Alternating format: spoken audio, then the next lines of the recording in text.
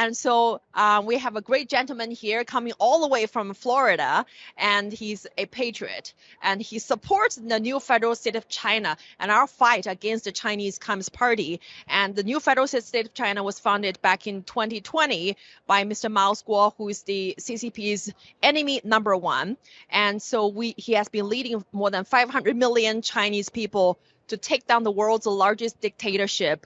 And we know that the only thing worse than the CCP in China is the CCP in America. And the CCP is already here.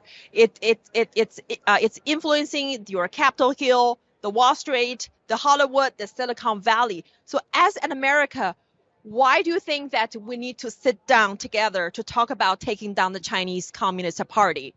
Well, thank you, Nicole.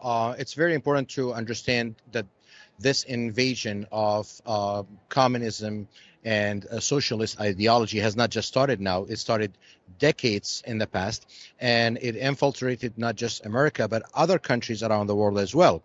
And it's important now to take notice that the domination in the financial market, the social media market, the Silicon Valley, even Hollywood, and many aspects of the American life really puts at risk the cause that everybody immigrated to this country for, whether they came from China or from the Middle East or from Africa or from anywhere in the world. They came for freedom and democracy. And it's really alarming to see that the Chinese Communist Party's influence in the United States has grown so much to where it really needs a stand, because obviously, this is not a partisan issue. This is not a conservative and liberal issue. This is a human issue, regardless of what political view people have. They should all unite on giving freedom to the people, especially that have been suppressed for so long under Chinese communism.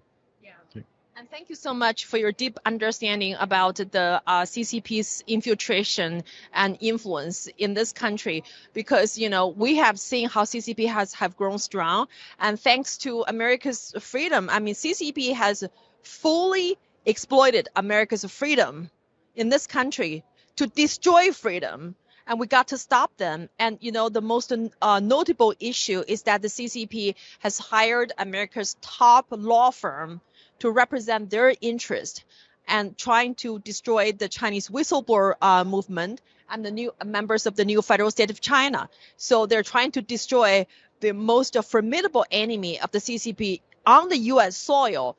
So this is why we have to fight. So it's nothing to do with the American domestic politics. I know you're wearing a Trump hat, but I think you said it beautifully. This is not a partisan issue. This is a human issue, and I cannot see why the people that from the Democrats' side and the people who are moderate, why not join the new federal state of China to take down the Chinese Communist Party? It's a human issue. It's an American issue, because I don't want our story to become your children's story. We're the survivors of the Cultural Revolution. We're the survivors of the Tiananmen Massacre. We're the survivors of the forced labor camp, the forced abortion, everything, all the human disasters.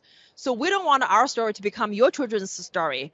And we want to take down CCP so your children don't have to take down the Chinese Communist Party. Absolutely. And I thank you for pointing that out, because it's really important to understand that this is a wake-up call. And the reason I say it's a wake-up call is because what you just mentioned, unless we take a firm stand to confront the communist influence in America, the United States is going to turn into another China. And nobody wants that, whether they're Democrats, Republicans or independents. Nobody really wants that in America. But it's also important to understand that one of the vulnerabilities that we have in our democracy is something that the Chinese Communist Party has exploited, using our laws and our democracy and infiltrated, turning our freedom against us by infiltrating every aspect of our lives, whether it's the Chinese products that are flooding the markets in the U.S. at a really cheap rate due to child labor and sweatshops in China.